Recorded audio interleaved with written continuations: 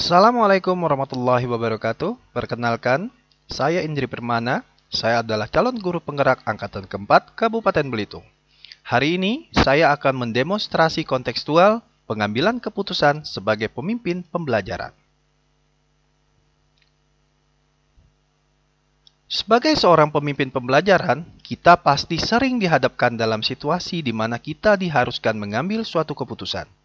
Namun, seberapa sering keputusan tersebut melibatkan kepentingan dari masing-masing pihak yang sama-sama benar, tetapi saling bertentangan satu dengan yang lain.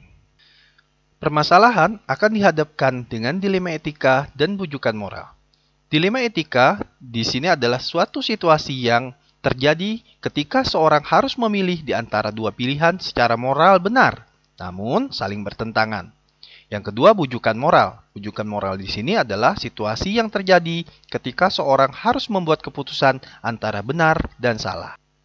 Ada 4 paradigma dalam pengambilan keputusan. Yang pertama, individu lawan masyarakat. Yang kedua, keadilan lawan rasa kasihan. Yang ketiga, kebenaran lawan kesetiaan. Yang keempat, jangka panjang lawan jangka pendek. Ada 3 prinsip pengambilan keputusan. Yang pertama, berpikir berbasis hasil akhir, end-based thinking. Yang kedua, berpikir berbasis peraturan, rule-based thinking. Yang ketiga, berpikir berbasis rasa peduli, care-based thinking. Dalam mengambil keputusan, harus melewati 9 tahapan pengambilan dan pengujian keputusan. Yang pertama, mengenali nilai-nilai yang bertentangan dalam sebuah situasi. Yang kedua, menentukan siapa saja yang terlibat. Yang ketiga, mengumpulkan fakta-fakta yang relevan. Yang keempat, pengujian benar atau salah atau uji legal, regulasi, institusi, publikasi, dan panutan. Yang kelima, pengujian paradigma benar lawan salah. Yang keenam, melakukan prinsip resolusi. Yang ketujuh, investigasi opsi trilema.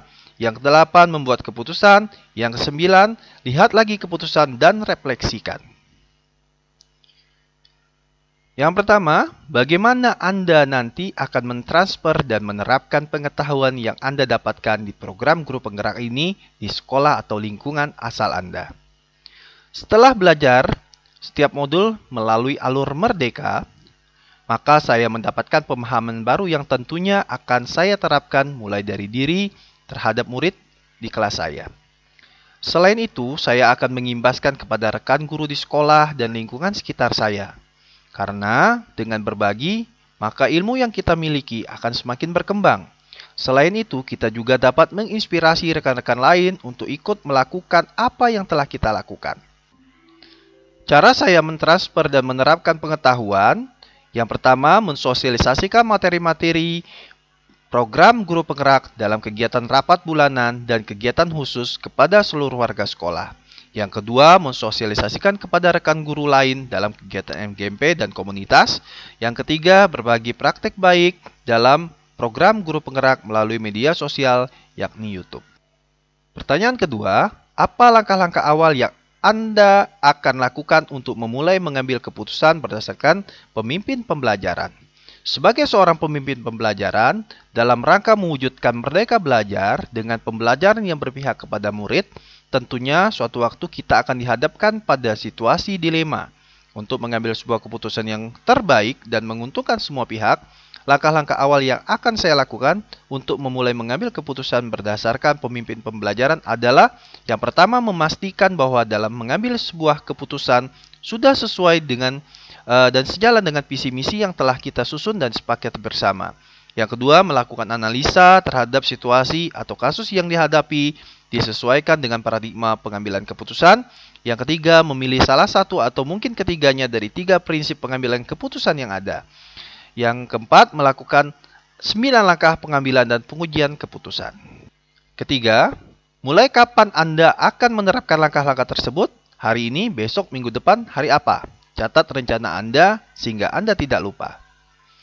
Penerapan pengambilan keputusan akan saya lakukan ketika menemukan sebuah kasus, baik saya atau rekan guru lain yang sedang mengalami permasalahan dilema etika.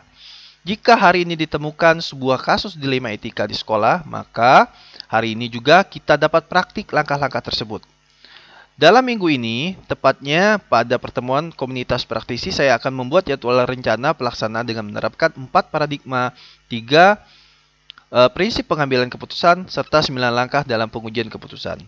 Hari ini saya lakukan agar kedepannya semakin terlatih dan terampil dalam hal mengambil keputusan dengan tepat tanpa ada keraguan, tetapi justru menemukan solusi-solusi alternatif atau keputusan-keputusan tidak terduga yang disebut dengan opsi trilema. Selanjutnya, siapa yang akan menjadi pendamping Anda dalam menjalankan pengambilan keputusan sebagai pemimpin pembelajaran? Seseorang yang akan menjadi teman diskusi Anda untuk menentukan apakah langkah-langkah yang Anda ambil telah tepat dan efektif. Dalam pengambilan keputusan yang tepat dan efektif, menurut saya, sebagai pendamping ataupun teman, saya berdiskusi dalam menjalankan pengambilan keputusan sebagai seorang pemimpin pembelajaran adalah kepala sekolah, rekan-rekan anggota komunitas praktisi, teman sejawat,